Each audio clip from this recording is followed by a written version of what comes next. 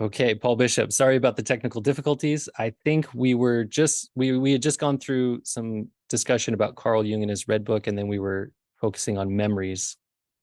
That's right. Yeah. I think that memories, dreams, reflections, uh, it gives us an account of how the Red Book came to be written, and an important role here is played by the black notebooks in which Jung began transcribing the visions, dreams, experiences, whatever it was that happened to him from 1913 onwards. So the fascinating thing is we can actually see how the Red Book comes into being through a process of transcription and edition, and then its final, and it would seem to me, aesthetic elaboration as a quasi-medieval manuscript in this beautiful red leather binding. Yeah, yeah, and I guess what's fascinating about that is again because early on we were talking about how Jung he was kind of intent on portraying himself in a certain way or wanted to have some control about his kind of public Mhm. appearance. And so that is fascinating that you get to see, yeah, again, if he's someone who didn't want the Red Book to come out, and if he's someone who did want to have some control over his public appearance, it does seem a shame that in one sense that it's all out there now for everybody to see. But Yeah, it yeah, but at the yeah, same no, time, I think yeah, I I can think be you very make a selfish very about it. good Yeah. point there. No, I think it's absolutely right. I think everybody was saying because we knew that the Red Book was there, but you couldn't look at it. There were tantalizing glimpses that were given in a couple of biographies, one by Gerhard Wehr, for instance, and it's mentioned as we've been talking about in Memories, Dreams, Dreams, Reflections. And it was the kind of ultimate object of desire, if you like, for anybody interested in Jung. And now once it's out, and one part of me is obviously delighted that it's out, but I think I can also understand now for the first time why one would have, as the author, not wanted it to be published. Because in a way, we're looking at Jung's own dreams. And as the saying goes, we should tread softly on dreams. And I think there is something curiously intimate and almost very personal when one reads the Red Book. It's an extraordinary text from that point of view as well. And I think the point you're making is absolutely right, which is, are there no more secrets? Um, I think there'll always be a secret with Jung of one kind or another. I don't think we need to worry about that. Okay. Yeah. Um, and then earlier you were saying that almost all of Jung's work is kind of geared towards this idea of transformation. And even in the Red Book, you see several transformations. And then for you, especially with this project that you're focusing on now, this epic of transformation project, I think that's an interesting place to kind of, I don't know, an interesting idea to kind of dial in Yeah, on. yeah. Yeah. So when from at least from a Jungian perspective, when we talk about transformation, what type of transformation or what is the obviously there's this archetype of wholeness and there's this Mhm. desire for individuation, but what is transformation from a psyche perspective? What does that look Yeah. like? Yeah, no, that's a very good question. And I think to understand what it looks like, that's one of the reasons why I'm keen on following up the use that's made by Jung of Wolfram von Eschenbach's Parsifal and Goethe's Faust and Nietzsche's Zarathustra, because in all of those works you very clearly get a sense of what transformation means. So in the case of Parsifal, it's Parsifal figuring out who he actually is, and that is to say that he is one of the keepers of the Grail, and one of the things that's being quested after in this quest for the Grail in Parsifal is a quest for his own identity, discovering who he is and becoming it, assuming the responsibility for the Grail, which is tied up with all the questions which he asks or doesn't ask, and the consequences that flow from that. Same thing if we look at Goethe's Faust. We start off with um, uh, Dr. Faustus there in his study, basically going through a kind of midlife crisis. None of it seems worthwhile anymore. He wants to understand what actually is going on in the world. And he's frustrated that he's unable to do that. That's why he ends up signing the pact with the devil. And this takes him then on a series of journeys, a series of adventures, which at the end of part two culminates with Goethe giving us a view in very Dante-esque terms of what the afterlife looks like, and his final ascension right up to das ewig Weibliche, the eternal feminine. So that's a hell of a big journey from frustrated academic to this mystical experience. It's presented in mystical terms by Goethe at the end. Same deal, I think, with Zarathustra, who is a prophet who has a message that he's trying to bring the people. The message about the Übermensch, the Superman, the message about eternal recurrence, and he keeps on failing to do this. And so we have different books. Across the four books of Zarathustra, we see different strategic communication attempts that are made in order to get this message across. And it is also Zarathustra's own transformation from being just an ordinary and everyday prophet to the prophet of the Übermensch who has safely delivered the message. Now, I think if you look at those, I mean, you can say, well, they're pretty wild, they're pretty wacky, they're particularly specific, but they help us understand what transformation would mean. And I think in a Jungian sense, it's we could summarize his idea of transformation by using a phrase that Nietzsche does. It's about becoming who you are. Yeah, because a lot of these stories, I think that may be the thing that people struggle with as far as reading a story, watching a movie, and then connecting it back to themselves in some way, which maybe this is a different topic as well, but I think that's also why religion gets literalized so easily because it's so Hmm. much easier to understand things as something out there rather than something that's internal. But Yeah. to, for any one of these stories to go in search of the Holy Grail, it seems like something that's external to us. But then if the real transformation, if the real journey is actually internal in some way, even if it requires outside activities and outside forces, it's yeah, it can be difficult for people to internalize these things and see it as a process Hmm. that goes on within ourselves. And then, Hmm. the other part of it is just how long it can actually take to go through the any kind of process of true transformation, because Hmm. that feeling that you talk about with Faust of just he's just so despondent. He's in our modern parlance we might describe him as being depressed because he's just realizing at some point that he's pursued a path that he's looking around and he's just thinking, I'm not that satisfied with what's going on. Hmm. I'm not Yeah, that fulfilled. But then, he might be in his 40s, maybe in his 50s, and he's thinking, oh, yeah, geez, well, how do I start over now? That's absolutely. that feeling. And that feeling of at first realizing that the path needs to change. That's what may be described as a midlife crisis. You might call it the Hmm. dark night of the soul. And that Hmm. period of time can actually be fairly extended. And and and so maybe it's difficult to conceptualize that this story, this narrative with all the different pieces in the narrative arc, you actually have to go through each one of them to achieve that kind of end state that you would hope is the goal. Yeah, no, I think that's well put, and I suppose I'd say that in the case of these epics of transformation that have been talking about, there is a kind of elasticity of time. I mean, it's hard to say how long does Faust Part One and Two take is kind of difficult to answer with any precision, but we see Faust from his midlife crisis stage right through to being a very old man at the end of part two with his final project for the land reclamation scheme. So we do see an individual over, the greater portion of their life. Certainly Zarathustra has a kind of seasonal recurrence. Which is operating, the setting and the rising of the sun, which forms a kind of chronological framework, if you like. Um, but his mystical sense of time, I'm thinking about the chapter at noontide where he says, this could have been at a particular time or any time because there is no time for this kind of things. Again, you've got the same elasticity there.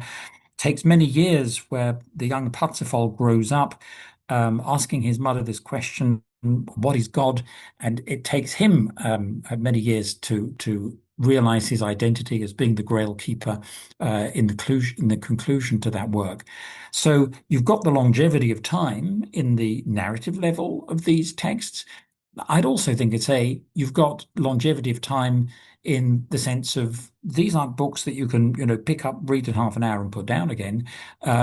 They take a lot of time. They ask a lot of time for us. I would say it's time which, after a while, one will willingly give, because of the rich rewards that one has from reading of them. But these books involve a lot of our time as well, and that's kind of bearing out this point that you're making about it not being anything which is instantly available to us.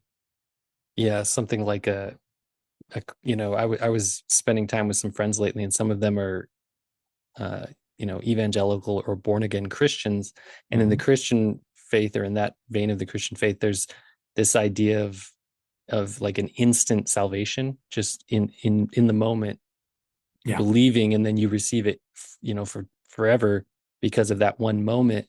And it just seems like it's got to take a little bit more effort, or you know, and that may be a very different myth to compare it to, but It is. I mean, and you're right that these texts are not a sort of a one-stop shop. They are very demanding texts. But I think that there is the saying, all things are as noble as they are difficult and rare, and it really applies to these works as well. But there is a trade-off. The more the effort one puts into reading them, the more richly they will reward the reader as well. It's a worthwhile effort to do it, I think. yeah, absolutely.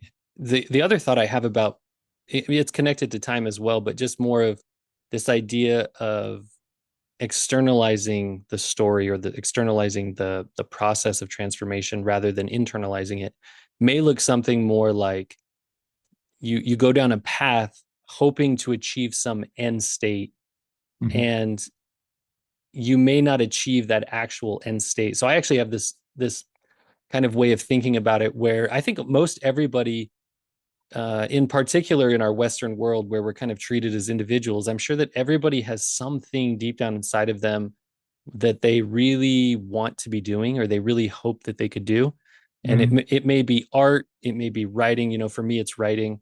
For some people, it might be starting a business. For other people, it might be sailing around the world. It could be anything, but there's this thing inside of them that's been probably gnawing at them for a really long time, that I just want to do that thing. And it's really easy to assume that the reward for doing that thing is accomplishing that thing.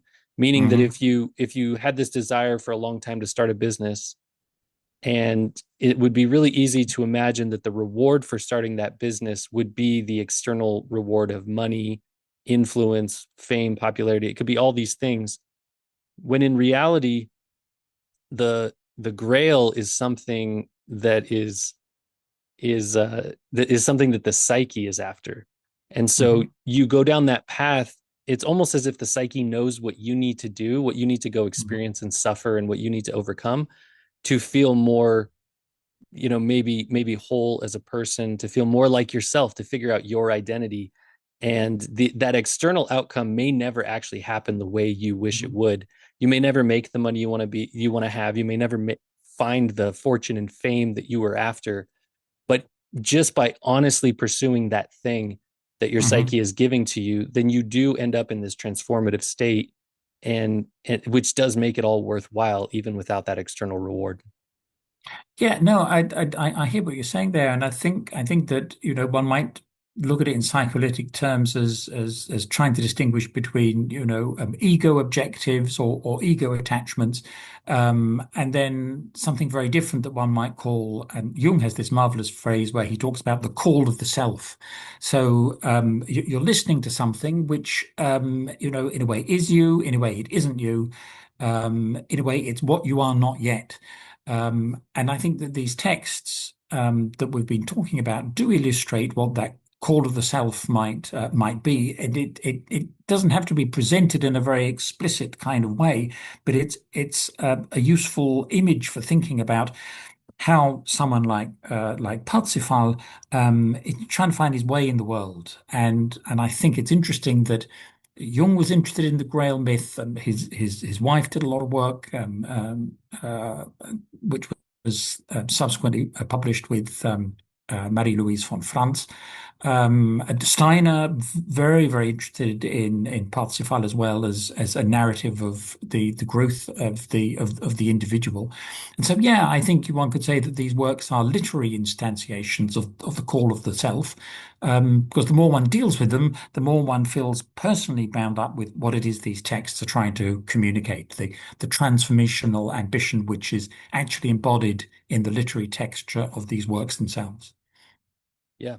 And maybe just as a uh I don't know how Nietzsche felt at the end of his life, but just as an example of how it's not always external rewards, or at least maybe not, fame in his time and place. But I've read recently that when Nietzsche passed away, he had really not sold that many of his books, and he really wasn't that well known, even though he's very well known today, Oh pretty yeah, no, that no ubiquitous. that yeah, no, no, that's absolutely right. Well, I mean, Nietzsche's an interesting case because, in a way, he's the ultra successful academic. He gets a professorial post at a very very young age, younger than anybody else, any of his contemporaries.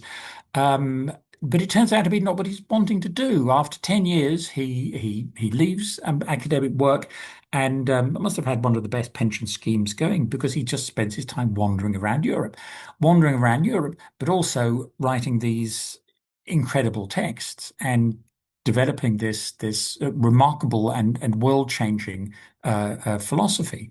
But you're absolutely right that in his time, very, very few copies of the books were sold. And tragically, it's only after his death and the last few years, the story of how the last few years of his life were spent in a state of madness, geistige Umnachtung, as the Germans call it. And so it's kind of ironic in a way that the Nietzsche myth then fuels the emergence of interest in his thinking. And in some ways, I think we're still trying to claim for ourselves the Nietzsche that wasn't there at the beginning of his presentation because it was so often picked up by people and used for their own political or ideological ends. In a way, that's been the tragedy of Nietzsche's reception, as I'm sure you'll have been aware. Yeah, absolutely. Yeah, it's just yeah, I find it fascinating that the there are always these external rewards that people are after, even in our modern psychology, self-help, spirituality, kind of guru culture. There's always people that are willing to point you towards external rewards, but they're kind of, in a sense, they're bypassing the spiritual benefits or the deep psychological benefits of pursuing things for the sake of just pursuing them, because Yeah, it's no, something your psyche calls you yeah, to. yeah, no, no, no. I think that's right. But I think Jung's interesting in this regard because he's very shrewd, and on the one hand, he talks about the importance of the persona. He says we need to have a persona, we need to have a mask for our professional life, our social life, and so on. But the big mistake, he says, is to identify with the persona, and if you're a musician, you over-identify with playing music. If you're an academic, you over-identify with telling other people things and so on. And and I think that's a good example of how Jung can be immensely practical. He realizes we can't go around telling each other the truth of what we think 24 hours a day, 7 days a week, because society would collapse. But the mistake is, he says, for people to over-identify with this mask or persona, and to block out what these other aspects of the unconscious are trying to tell them about the person they could be. Yeah, that's an interesting idea too, because earlier you had talked about one of the first objectives in all of these epics of transformation is to figure out your identity. Mhm. And today, identity has become like almost a political topic Oh yeah. recently. But Mhm. so there is kind of a, I don't know, a pop culture idea of what identity is. I think it's all very, personally, I think it's all very ego driven. Mhm. It's all based on the outer world. But in this sense, when you talk about, pursuing that discovery of your hero's identity or what that identity is, how do you conceptualize that idea of an identity for each of us? Yeah, no, that's a good question, and you're quite right that the term identity has maybe certain resonances when talking about identity politics and so on. I think the difficulty in talking about identity in this the psychoanalytic or this Jungian sense is it's a bit like talking about authenticity. You can't tell somebody what they should be to become their own authentic selves. It's a discovery that or a creation that they themselves have to undertake. And yet we all have a sense of what it means to be authentic or inauthentic. So the challenge, I think, is trying to apply a concept like identity or authenticity in a clinical context or a therapeutic context, or these days also a political context, in a way where it doesn't just become a slogan.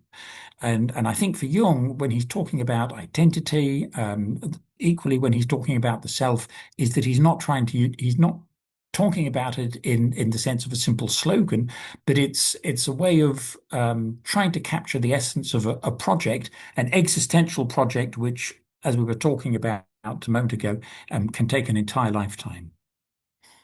I like that way of thinking about it, an existential project, because each one of us, we're this unique combination of DNA from our Mhm. parents and our from our parents, and then that DNA, even if we're in a household with a lot of siblings, each one of us is going to be slightly different from a genetic perspective.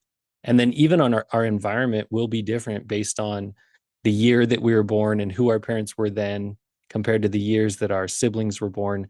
And then you go out into the world and you all have different traits and you have different interests and you have different curiosities. And so there's no way that everybody could experience Mhm. reality exactly the same. And so it is in reality, it's a project that each one of us has to pursue on our own, listening to, dealing with our own memories, dealing with our own traumas that Mhm. may be, dealing with the inherent genetics of who we are and what that gives to us as far as physical traits, personality traits, and then just the curiosities that we have, the things that we actually want to do with the world. It's I like I guess I'm just saying I like that definition as a lifelong project. And Yeah, no, I, yeah, no, yeah, go ahead. no, I think the important thing there is, what makes the individual is in many ways so profoundly determined by genetics, by class, by all sorts of historical factors. I mean, we have opportunities to pursue the quest for identity at the beginning of the 21st century that we wouldn't have had in previous centuries. But you can also flip that and say, well, in earlier centuries, maybe that quest for the true self would have been more socially recognized and hence more realizable. And I think that seeing ourselves as historical beings, as understanding that we occupy a particular historical moment of time, is one of the biggest challenges because, for us, we're always in a kind of eternal now, and we don't necessarily recognize the historicity of what's happening. That's also a reason why I think these texts. So we're looking at late medieval, classical, and then modern.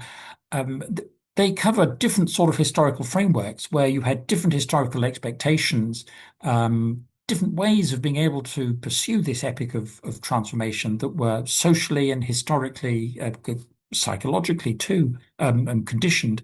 And so seeing how these different works inhabit that historical space, I think can be useful for us as trying to understand the historical space we occupy as well. That idea of the historicity of it is very important to me because it is very difficult to look outside of our current moment and our current Yeah. experiences. We have this strange thing as humans where, however things are now, however we've experienced them, we just kind of assume that that's how they are here and every other place and now and every other time. Yeah. And yeah, the way you mention just kind of the goals or the aims of the characters in these stories, Mhm. just given that they're from different times and places, they have these objectives that they don't necessarily match up with the objectives that we would have now. And Hmm. I had this experience of I just happened to be reading the Odyssey, which I think is a great epic of transformation. Absolutely. And I saw that there was this meetup group that was doing they were going to do, you know, kind of like a book club thing where everybody was reading the Mhm. Odyssey and then they were going to come together and talk about it. And I got there, you know, I arrived there being who I am, having read a lot of Jung and Joseph Campbell and seeing, you know, when I was younger in high school, I had to read the Odyssey and I just couldn't get it. I couldn't understand it. Yeah. I think part of that was growing up in a very literal kind of Christian Hmm. Mormon household. And so I just didn't see the symbology of it. But now, you know, years later, 20 years later, reading it again, I thought it was amazing. I just saw Yeah. all these very important pieces of his journey home. And I could even conceptualize what a journey home meant.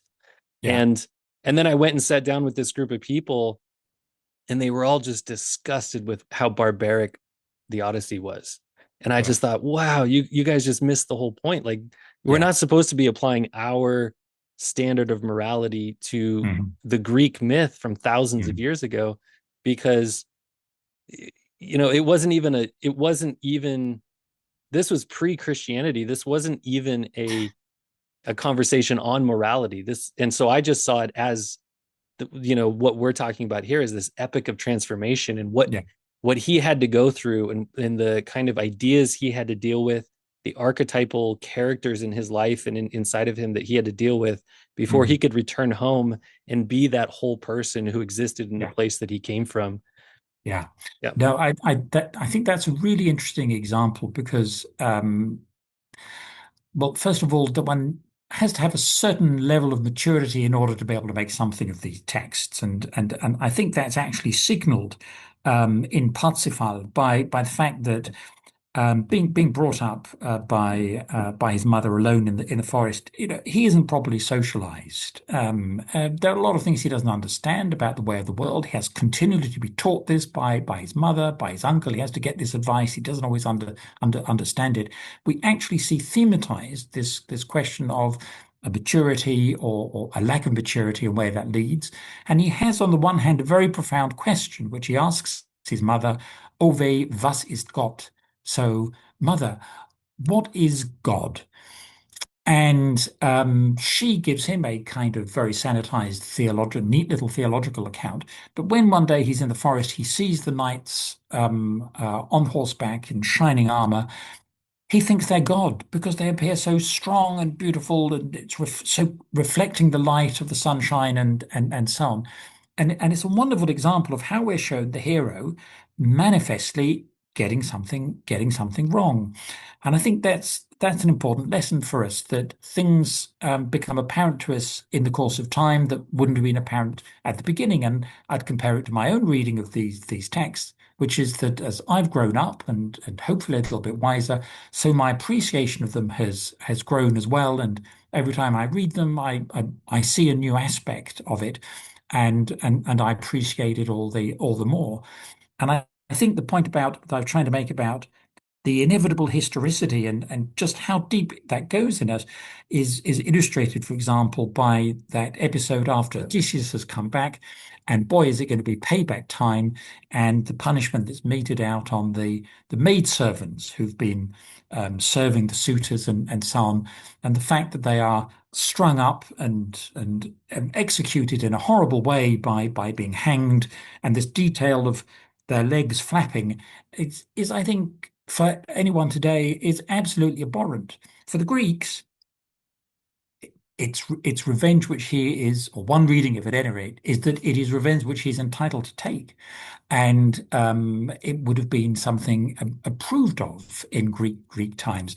I know it's a controversial reading, but I think that the Greeks would not have had that instinctive sense of outrage that we have, and that's simply because we are all historical beings in one way or another. But we can, through literary texts and historical texts, rediscover that earlier mentality. And in rediscovering and recovering that earlier mentality, we gain a greater sense of flexibility about our own and where it's come from, and hopefully then where it's going as well.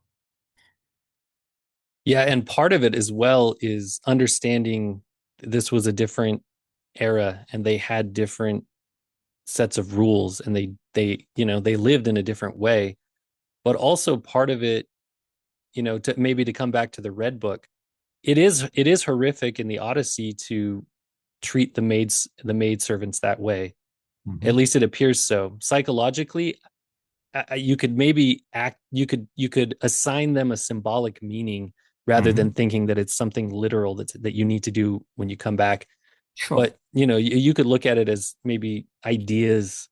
They Hmm. represent ideas that limited you before you went through this maturation process.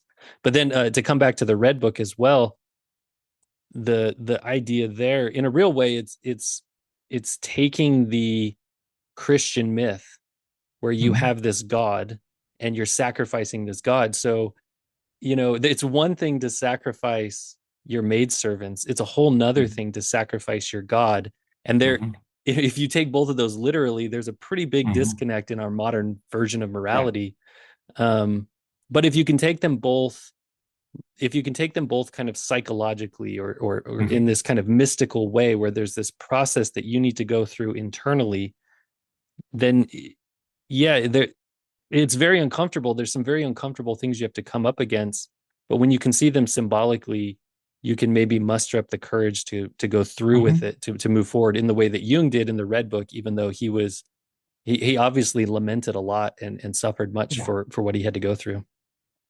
Yeah, no, I think that's well put, and you're right that as far as the Odyssey is concerned, you can have a kind of Neoplatonic reading of it, and give it an entirely symbolic reading, and yeah, sure, that's absolutely there. Of course, in a literary text, it's very often not a kind of, an either or, but it's a both. It's a stacking up of the different interpretive layers or possibilities of interpretation. And I think we find passages in the Red Book which are similarly challenging as well. I'm thinking of the episode where Jung's told that he is going to have to eat the liver of a young child that's just been killed. It's absolutely abhorrent. And it's meant to be, and I think it has a similar kind of function to this episode that we were talking about in Homer, which is this isn't a recommendation you should go out and do it. It's a way of uh, trying to show us what has to be done in order to bring something about, and how we have to confront that dark aspect of the self, as you might say as well, in the constellation of that authentic identity. So it's not a recommendation. But nor is it something we should simply pass over. We should think about, well, what does this speak to which dark side of ourselves do these episodes speak? And in that sense, how can we learn from them? Yeah, and even just the emotion that something, just trying to picture yourself actually doing something, like you use the word abhorrent, that Hmm. that emotion that could come up, that disgust, that revulsion, it's easy to skip over those emotions in our lives. It's easy to just move past them. And Hmm. it may not be that you literally have to partake of a Hmm. of a young child's liver, but Hmm. there may be something in your waking life, in your psychic life, that you are avoiding because you have the same level of abhorrence or revulsion for, Hmm. and it may just be that that's the thing that it's Hmm. supposed to be connecting you with. Yeah, I mean, there's clearly a symbolic dimension to that episode. I mean, Jung makes this joke later on in life about having this dream of going to Liverpool, and he thinks, well, this is so obviously significant because Liverpool, it's the pool of life, and I guess you could make a case for there being a similar kind of allegorical aspect to that particularly shocking episode. But I think I'd also extend it to the Red Book as a whole. To the Red Book as a whole, when it appeared, I thought it is like nothing else that I've ever seen. And it's not like the current list. I mean, it's harder to sort of play, spot the archetype in the way that some literary critics do with in their literary interpretation. the figure of Isdrubar, who'd have thought it, the whole theatricalization of Jung's dialogues with his soul, quite remarkable and, for my part, at any rate, unexpected stuff, and also very unlike the Jung one sees in the collected works. So it really is a kind of a work sui generis. It's unique. It's of its kind, and I think it's significant that Jung saw it not as an example that we were meant to follow, but that he'd give the advice to other people, you should work on your book. So don't be bothered about mine and what's in my red book. You should have your own project, your own, as he calls it, a kind of cloister of the soul, where you can work through your own transformation in peace. That thing that everybody has that's inside of them that's wanting to come out in some way, whatever it may be. Yeah, yeah. My friend last week, I was the same friend I was speaking with. She was talking about how um, for you can read and read and read and read your whole life. You can spend your whole life reading, and you could consume the Red Book over and over and over, trying to understand it just perfectly well. But what you're getting at is that it may very well be that what Jung is indicating is that we all need to put down his book and go work on our own and let that whatever that process that our psyche wants to go through, let that come out through us. Absolutely, I think that's part of it, and in a way, it explains why the Red Book was not made accessible because Jung never saw it as being a kind of crucial part of the journey of individuation. That said, however, he did talk about it in Memories, Dreams, Reflections, and he does use some of the mandalas in his essays where he's talking about that form. So it's not entirely hidden from you. It's not entirely occluded, but it's not the main idea because it's that's Jung's myth, and he wants us to invent our own and to inhabit our own mythical view of the world, which will see it as a cosmos. That is to say, a place with structure and meaning, and that's the task that I think he's trying to work through for himself in the Red Book. It's the case that he's trying to argue in his more academic publications in the 20 volumes of the collected works. Yeah, and I can imagine it being for him, for somebody who was so steeped in myth and spent his whole life reading about symbols, writing about symbols, working with patients on their symbols, that this was just a method that worked for him to Mhm. get into his own psyche and figure out his own Mhm. myth. And it may very well be that other people have different methodologies. Yeah, no, that's right. And the editor of the Red Book, Saru Shamdasani, has talked about the library functioning as a model for the collective unconscious. I think the idea is there. Well, Jung doesn't entirely dream this up. You can, if you look at the books he had in his library, if you look at some of the materials that he was reading, you can see how he draws on this as well.